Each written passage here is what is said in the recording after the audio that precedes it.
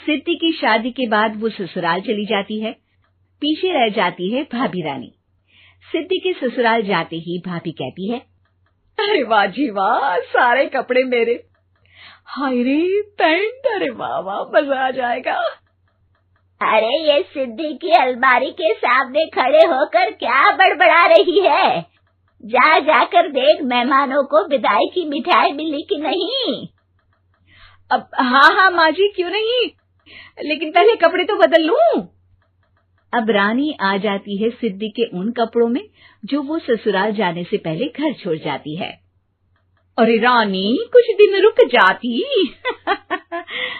अरे ये तो सिद्धि बिटिया को मैंने ही दिया था, बड़ा ही फबता था उस पर, तुझ पर तो कुछ खास नहीं लग रहा। अब वो ना मेरे सारे कपड़े गीले थे तो सोचा पहन लूं। वैसे भी सिद्धि को कौन सा भी पुराने आउटडेटेड कपड़ों को पहनना है।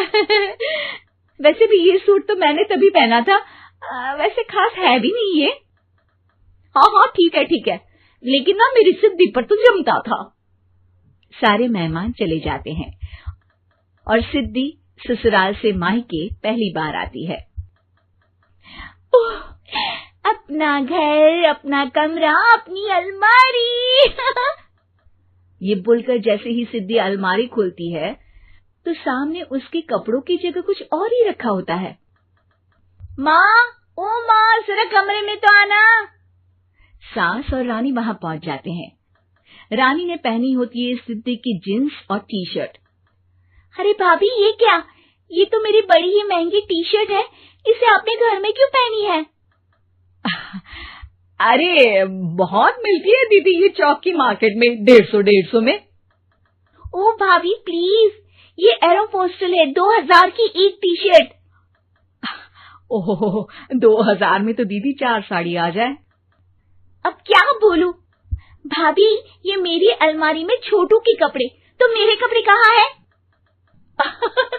मेरी अलमारी में? अब दीदी आपको कौन से पुराने कपड़े पहनने थे? माना भाभी, लेकिन मैं जब घर आती तो यही सब पहनती ना। अरे तुम तो बड़ी कंजूस हो दीदी।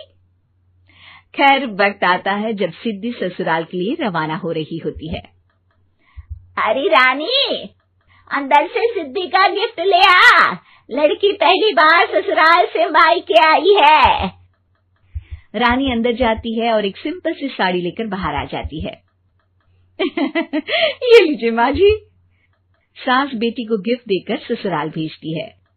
अगले दिन रानी एक सुंदर सी साड़ी पहनकर सामने आती है।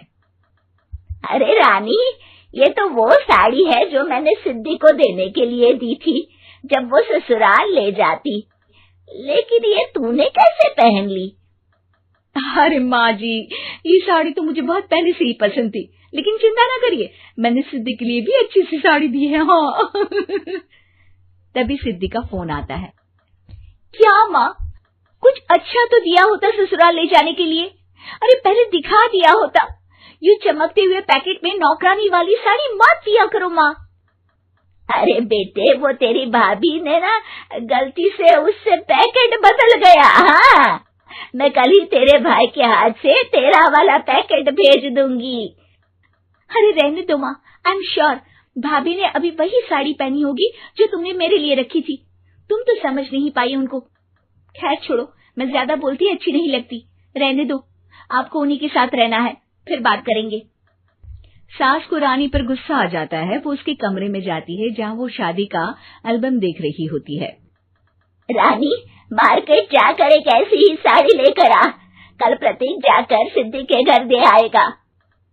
अरे क्यों माँ जी, कितनी साड़ी देनी है दीदी को? यहाँ कोई सेल लगी है क्या? अरे चुप कर, मेरे बेटी के हिस्से की साड़ी खुद पहन ली, अब ज्यादा ज्ञान बांट रही है। एक दिन सिद्धि का फोन आता है। माँ, मेरी सास ने आप सबको खाने पर बुलाया है। सारे लोग सिद्धि के ससुराल पहुँचते हैं। खाना खाकर वो लोग निकल रहे होते हैं कि सिद्धि की सास सभी को गिफ्ट देती है। अरे बहन जी, बेटी के घर का खाना खा लिया, यही बहुत है जो आप ऊपर से गिफ्ट भी दे रही है। अरे बहन जी, आप भी कहाँ इन बातों पर विश्वास कर रही हैं। सास सभी को गिफ्ट देती है, लेकिन रानी को जो साड़ी देती है वो अजीब सी हरे रंग की लाल रंग के बड़ी छाप वाली होती है। अरे छी, ये कौन पहनेगा?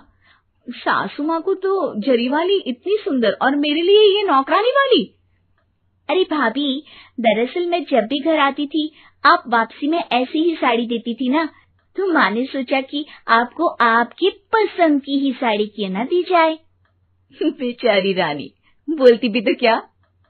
सिद्धि और सास रानी का चेहरा देखकर हंसने लगती है, तो रानी समझ जाती है कि अपने ही बिछाए जाल में वो फंस चुकी है।